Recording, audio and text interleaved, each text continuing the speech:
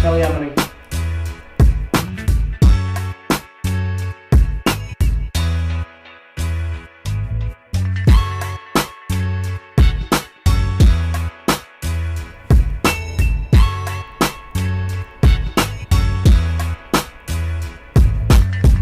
Hello world, I am Kelly Prather and welcome to today's show.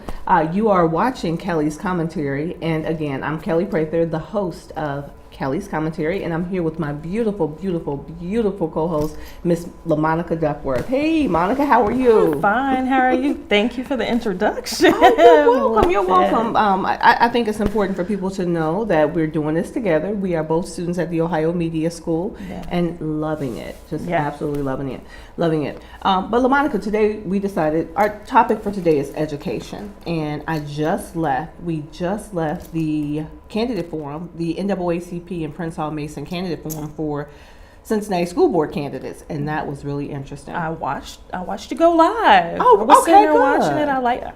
I enjoyed it. I think we have some good candidates, some good runners. We have some solid candidates. We have some solid candidates now. I mean, personally, it warms my heart to see my teacher, my junior high school teacher, Miss Kathy Young.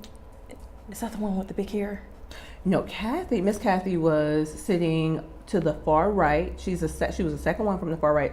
Short gray hair. Her husband Yes, her husband is Councilmember Wendell Young. So, yes. Okay. And she's running on a slate, but she is phenomenal. So it warmed my heart to see her. And then also Erica Copeland Dansby. I went to high school elementary school with Erica Copeland Dansby. And then Jackie Amos. She's also one of our church members from New Prospect Baptist Church. Good. Yeah. Well, seems like it's a good race. They have longevity. Yes. In the school, the education. It seems like it's going to be a tough decision. It is going to be a tough decision, but there's 4 positions. I think there were 13 candidates, but I think that if you can kind of weed through the good candidates just based on some of the things that they were saying. Now, some of the hot topics that were really important to me as a social justice activist. The school to prison pipeline came up. I'm so happy that they were addressing that. The fact that there's not a lot of diversity amongst the teachers in public schools. That was really interesting to me. And it did my heart well to see a strong African American male candidate, Mr. Favors. That's when I tuned in, started going live when he was almost at the end of talking. Okay. Yes. He did good. He rocked. So I was really excited about that. What are some of the topics that are really interesting to you? I mean, I know that you are a graduate of Withrow High School. Yes, Tiger Pride. Once a Tiger, always a Tiger. Always. But, I know that we're both public school graduate or proud products of Cincinnati Public Schools. But currently, your daughters, and I want to kind of talk about some of the diversity issues and some of the male versus female issues, but your daughters are students in the Catholic school system, correct? Correct. They are. I've always stated, don't get me wrong, I love public school system. Right. I grew up in there, didn't have a problem. I believe education had changed drastically since we were there. They've taken out so much good stuff, like the vocational, like we talked about last week. The vocational, that's gone. It's like when they took out cursive writing for the children, it's like, why would you take that out? A whole lot has changed, and I just feel that if they're sliding these children through school and not even really being taught, my kids will never go until they bring all that back. What we had to learn, what we had to go through. Right. Our kids don't do that. Right. It's not a challenge. It's too easy. And LaMonica, I so appreciate you saying that you didn't appreciate them taking cursive writing out of the school. No. Cursive writing is a distinct signature, gives a distinct signature to healthcare professionals or to you as a person. It's your John Hancock. Exactly. It's your John, it delineates you from someone else. Exactly. When we talk about public safety issues like identity theft, when we talk about, just legal issues, when you go into the courtroom and them verifying your signature on legal documentation, cursive writing is that imperative. Yes. It is so easy to transcribe or to copy someone's signature based on print as opposed to a signature. Yeah, signature is almost like a fingerprint. It's almost like a fingerprint. Another thing that I have an issue with are these electronic signatures.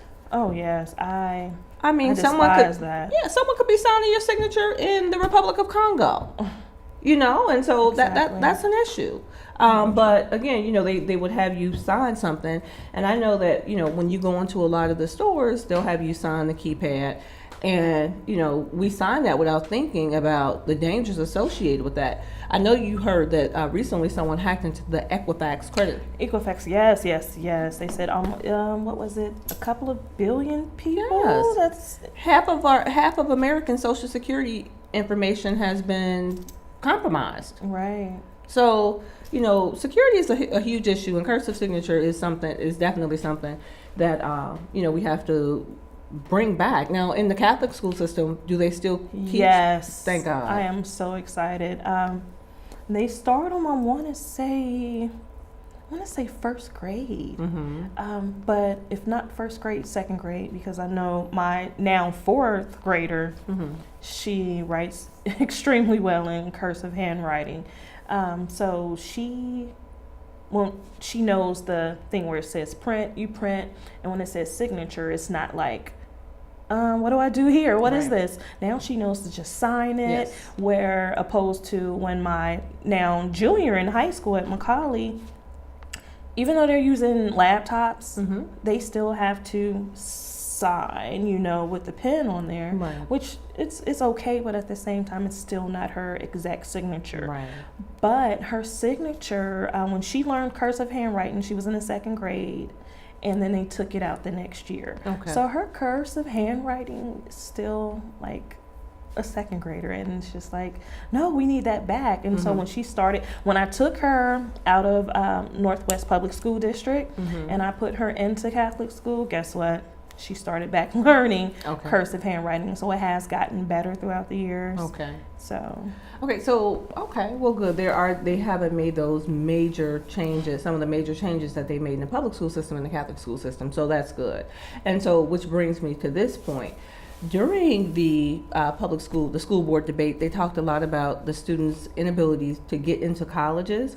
I've heard that Catholic school, the rate of college admission or acceptance into colleges when a student is transitioning from the Catholic school system as opposed to the public school system is different. Has that been? Oh, it's all the people I know that went to Catholic schools.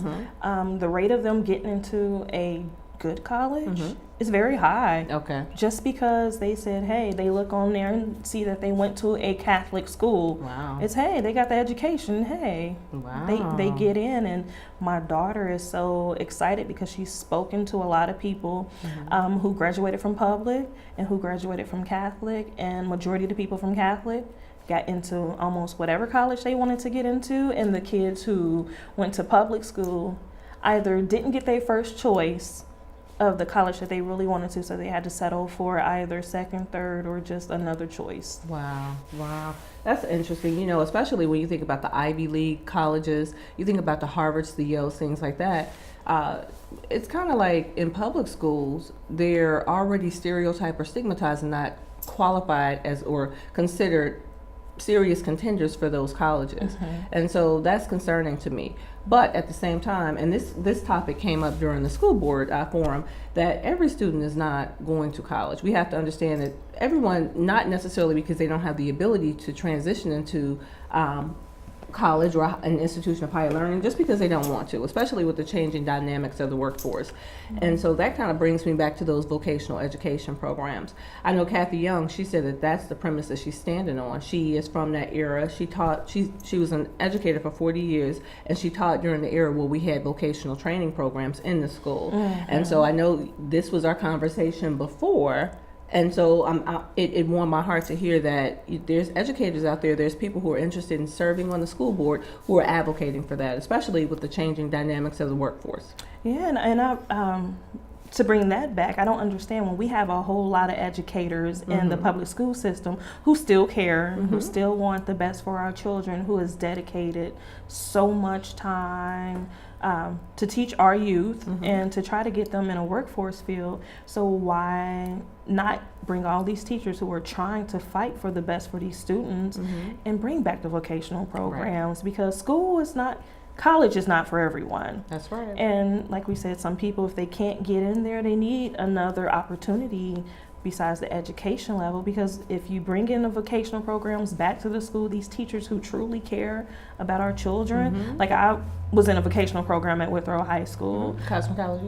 Cosmetology, yes. And it wasn't because, you know, school was a bore or it wasn't easy for me. I made decent grades and good grades, but at the same time, I really wasn't so certain about college. Right. I was talking about wanting to go to the Army or whatever first, and my grandma was like, hey, you know, she worked in the office at Withrow. She said, hey, you're gifted, you're blessed with doing hair. Once you try the vocational program, you still get to learn, and you get to get out of high school with a career. Right. And then you can go on to college if after the career, you know, goes right, and do what you want to do. And it's just like, wow, if we still had that. Right. You have options. It's about providing options for the students. And ironically, well, you know, I'm a candidate for Cincinnati City Council. Yeah. And I did the questionnaire for the Cincinnati African American Firefighters Association.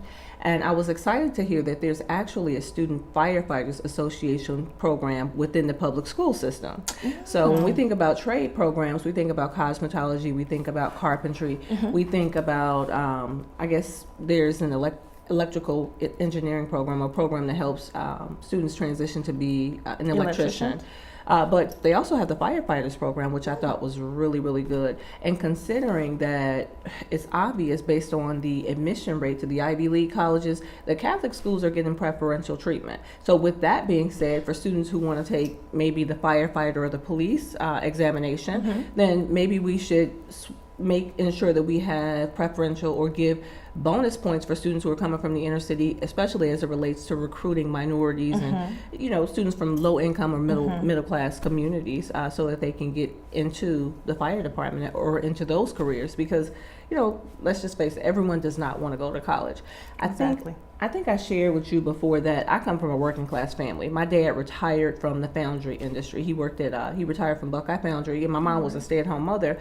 But one of my older sisters worked in the insurance industry, and one worked for the state of Ohio it was Pauline Warfield Lewis Center, now Summit Behavioral Health Care. So I didn't want to go to college. I wanted to get a job with a good retirement plan, retire from my, you know, be at the job forever, retire. But unfortunately, that was not a reality for me. When I got hired, I took different entrance exams and I couldn't figure out what I wanted to do for college, so I applied for different jobs. I got hired at PNC Bank as a bill collector. Okay. Unfortunately, 2.5 years after I worked for PNC Bank, and I thank PNC for that opportunity, I was laid off, and our department moved to Pittsburgh. So at that point, that's when I decided to go to Cincinnati, go back to college and go to Cincinnati State.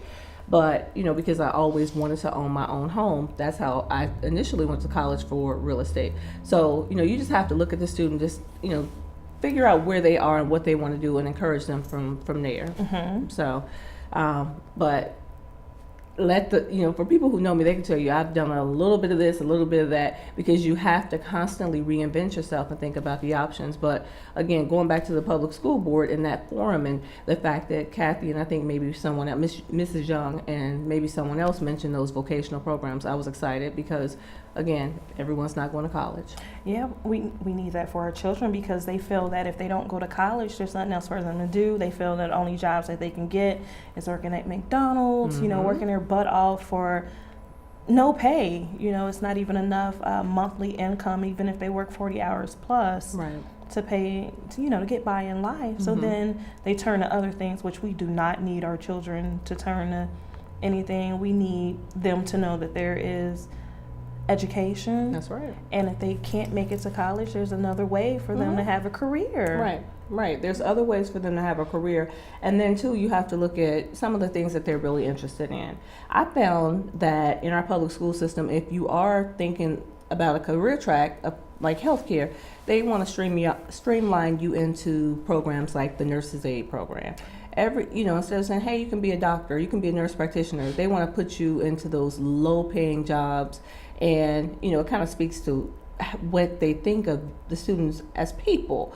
But they never talk about industries such as like like I said, the medical field, talking about being a doctor, or even the entertainment industry. Either you're an athlete or you're a nurse's aide. Those are the primary programs that and they I've focus done on. a nurse aide program for many years. I've done Mm-hmm. it in the high school, Mm-hmm. and it was just it's a it's a good field, good money, but that's Yeah. where they want to put the low class, middle class Mhm. people at. It's like a stopper, and that's Right. not really, it's not really good, because you work so much, Mhm. you don't have time to think, and Right. then you get burned out. I Yes. know I know a lot of people who have, and now they're making it to the point, if you're a nurse aide now, it's almost like you're a housekeeper. Right. And then if you're LPN, You do all the work. you're doing the CNA work or the STNA work, and it's And like the in RN order, work. yeah, and it's like, if you want to, make better pay, you need to go to college, and some people can't afford to go to college, Mhm. or college is not for them, in order for them to become an RN. And then it's like, if you're a regular RN, it's really nothing. You Right. have to be a BSN, RN Mhm. with your BSN, and it's just like, wow, it's always a stumbling block in this education area. Some people can't afford it. Some people can't sit in a school for 4 extra Right. years. Mhm. They did it the first 2 years or the first 4 years, and it is what it is. So Right. if we can have a easier, accessible way to education, Mhm. it'll work out. Yes, it would definitely work out. And one thing, you just gave me something to think about. We're relegated to fields such as the nurse's aid program, but there's such a huge turnover rate because they get burnt out. And it kind of brings me back. I think that the nurse's aid program, not knocking nurse's aid, because I actually took the nurse's aid training program at Cincinnati State, got passed the exam, and I never worked in the field, but it just gave me a feel for what exactly I wanted to do in healthcare. I knew I didn't want to deal with a lot of body fluids, and I did not want to, or deal with a lot of blood. So when I say body fluids, Yes, the excrements, that's what I'm referring to. I didn't want to deal with a lot of that, so I went into occupational therapy.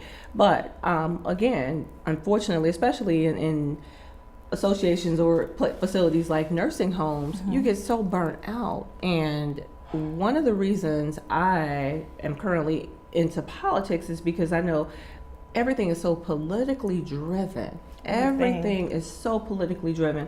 And even as a healthcare provider, as an occupational therapist, it had become so political and more about the money. And I got into it to be a nurturer. So someone, speaking about the nurse's aid programs, if someone gets into that program, it's generally because they want to take care of someone.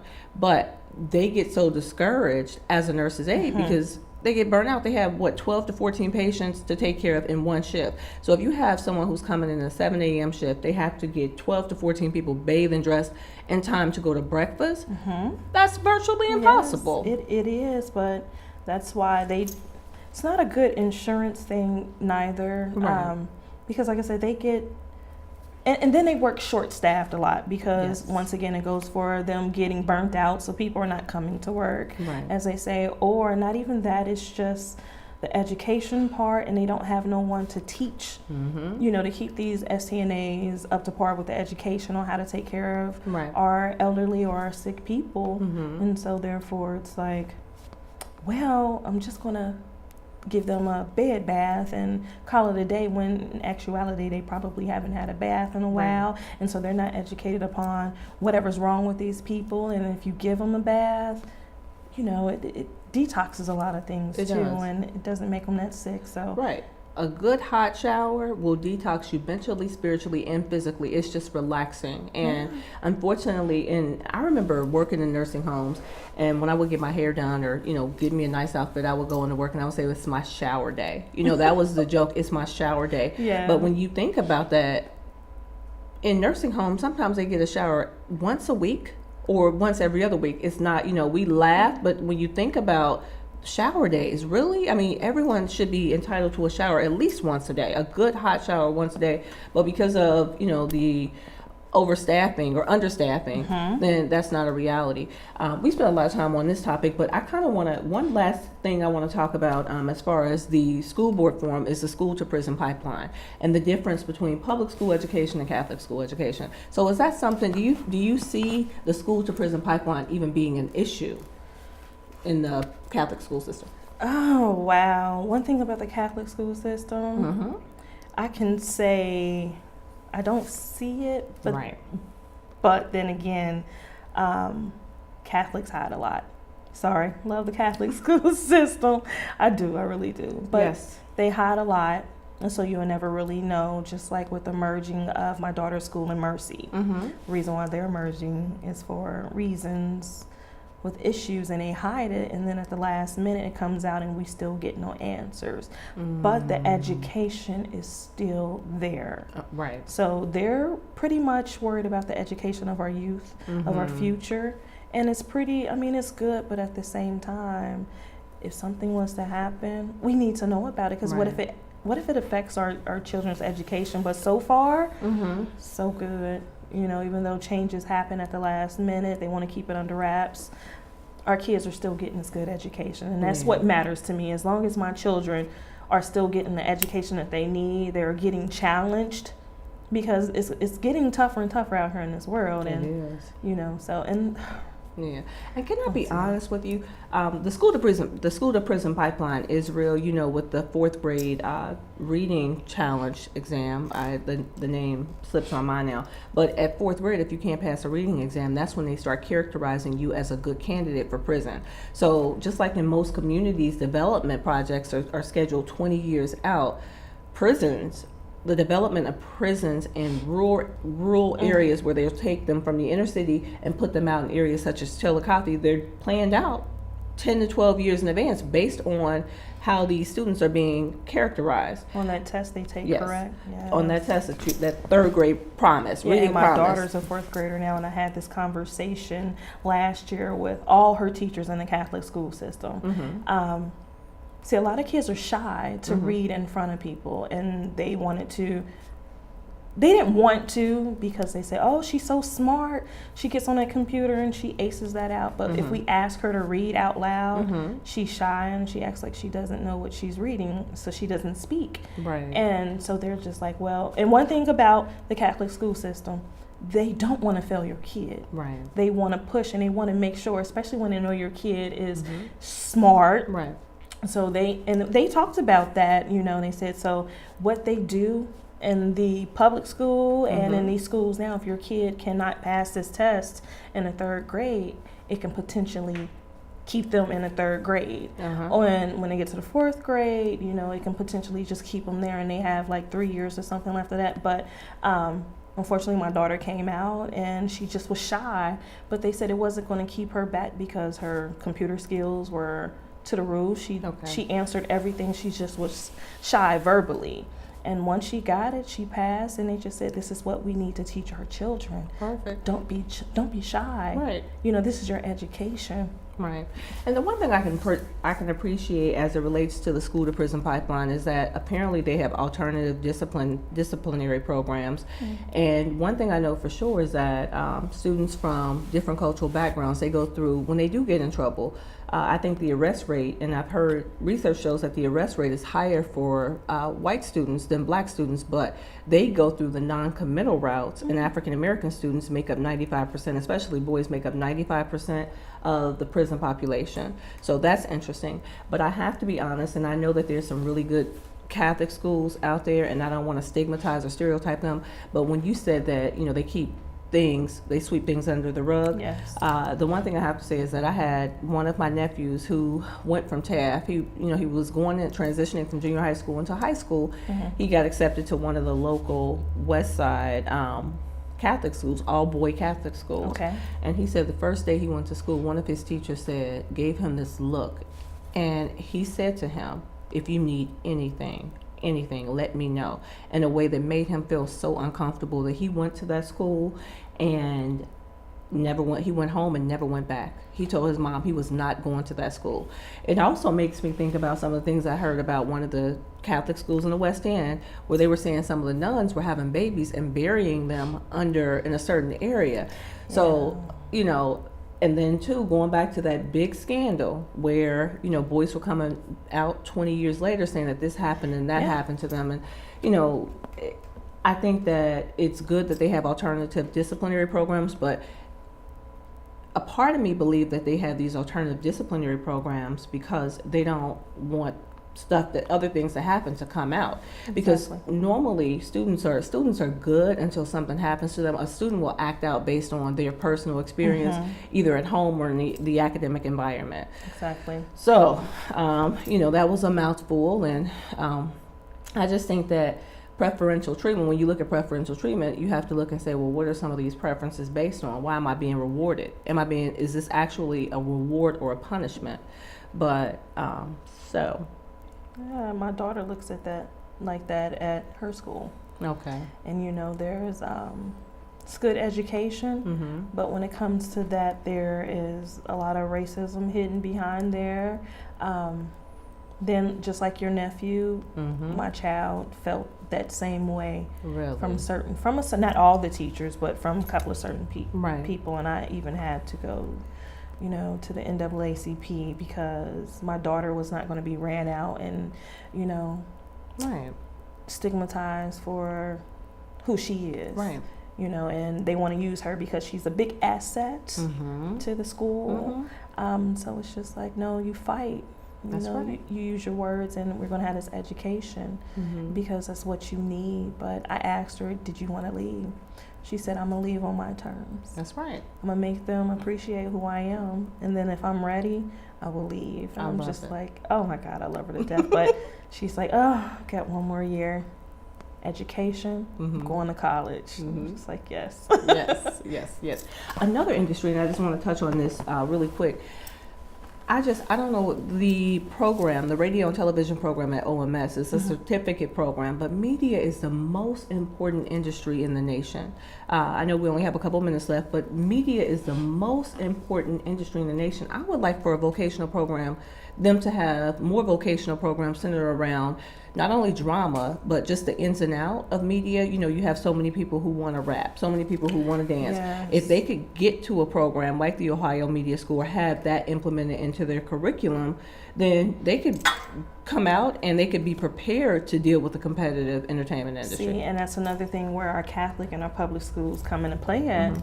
That's in a lot of Catholic schools, the media, yeah. So it's just like they're doing it. Even though they're sweeping things maybe under the rug. Yeah. We need that in public school. Right. We Free need education. Yes, we do. We need media, we need debates, we need all of that. So we definitely have to do a lot in terms of our curriculum. So we are and at the end of our show, but again, this has been a well-rounded, just a good conversation based on our experience as proud products of public school system and comparing it to the Catholic school system, and prayerfully whoever becomes, I am biased towards a couple people, I have to say that, but whoever gets elected to the Cincinnati Public School Board, hopefully they'll make a difference and look at what's actually needed in the community based on, as opposed to looking at what society says the school system should be. So, excuse me. Thank you all so much for tuning in to this episode of Kelly's Commentary. You can find me on Facebook, Instagram, Twitter, or around Cincinnati on YouTube with Kelly Prather, and my website is kellyforthepeople.com. So, LaMonica, you want to tell them where they can find you? You can find me on Facebook at LaMonica Duckworth, or you can find me on Twitter as LaMonica Missin Duckworth. And WordPress, it's LaMonica Duckworth. Yes. So WordPress is really growing. So get with WordPress, and it's Kelly, Kelli, Kelly with an I. That makes me a girl. God bless. Goodbye.